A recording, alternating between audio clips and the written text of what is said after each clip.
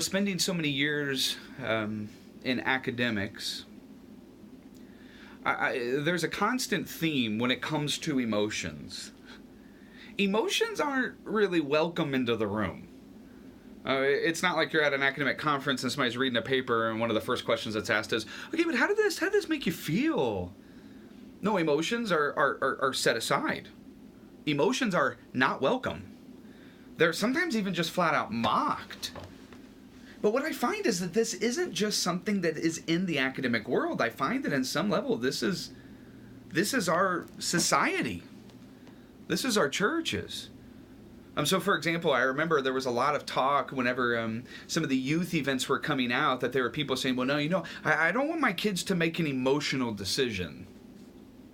It's like, as if there are decisions that emotions aren't a part of. We're afraid of emotional decisions. We're afraid of emotions on a pretty much a significant level whenever it comes to even determining truth. We're afraid of emotions to the point where I want us to say, hey, in our society, the church should be working to redeem emotions. Why? Because God created all of us.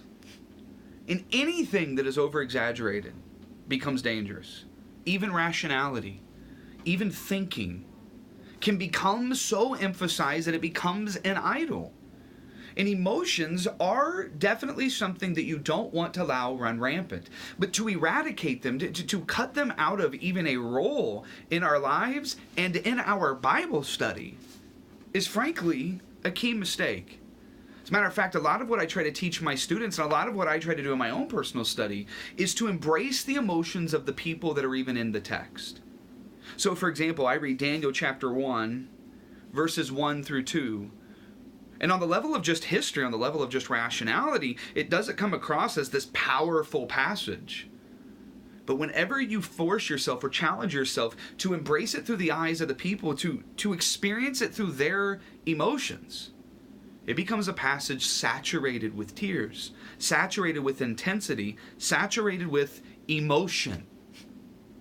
Listen, Daniel chapter 1, verses 1 through 2.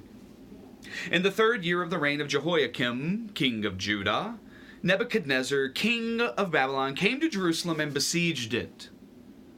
And the Lord delivered Jehoiakim, king of Judah, into his hand, along with some of the articles from the temple of God. These he carried off to the temple of his God in Babylonia and put in the treasure house of his God. I honestly don't know if from the perspective of an Israelite, from the perspective of a Jew, if there are two verses that are more emotionally charged, that are even more overwhelming. You see, for a Jew, the city of Jerusalem, the land of Judea, the temple itself, were visible representations of their covenant with God, of their connection with God, of their promises of God. And to be moved away from the exile is one thing. Moved away from the land and entering to Babylon, that's overwhelming. To have the city sieged and destroyed, the temple annihilated, is a whole different thing. But then whenever you see in this text that the very treasures of the temple themselves, the candelabras, the altar, the ornaments, the decorations are carried from Jerusalem and used in worship to a pagan god in Babylon. There is an intensity that comes with this that borders on anger, but anger can very, very swiftly drift into weeping. It's why I can never read Daniel chapter 1 verses 1 through 2 and ignore Psalm chapter 137. Listen to the emotion in this text. By the rivers of Babylon, we sat and wept. We sat and wept when we remembered Zion. There on the poplars we hung our harps, for our captors asked us for songs. Our tormentors demanded songs of joy. They said, "Sing us one of the songs of Zion." But how can we sing the songs of the Lord while in a foreign land? There is a brokenness that is saturated in the inspired text. that if you do not find ways to tap into your emotions, you will actually miss a key connection with the God that created those emotions to begin with. I was preaching a funeral for a 6-day-old baby, which naturally was one filled with deep emotions. And I remember the day before sitting down with the very young mom and dad that were even showing me pictures of when they were holding the child as its last breaths were exhaled.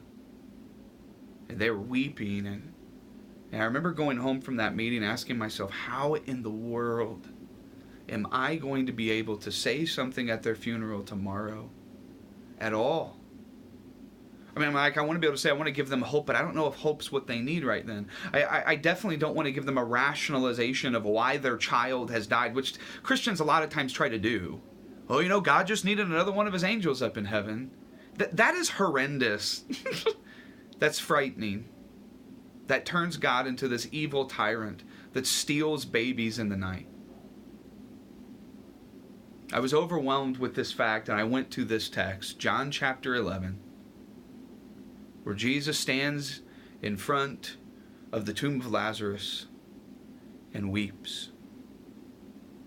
And my whole message for that sermon was this: our God is a God who weeps. Our God is a God who mourns. Our God is a God who doesn't just chastise us for our emotions or get upset with our emotions, but he meets us in the saltiness of the tears of the emotions. He meets us in the rawness, and he ministers to us there because he created all of us in order to reach all of us. My goal for you this week is this: don't allow your emotions to control your world, but invite emotions into your world as a key conduit through which you can interact with God, as a key avenue through which you can experience God. Admitting to yourself this week when you are angry. Admitting to yourself this week when you are sad. Admitting to yourself this week when you are filled with joy and you are happy. And hopefully through that interaction with Christ, hopefully through that interaction with that emotion, you will become more centered and engaged and embracing of the God that created the emotion to begin with. I love you guys. See you next week.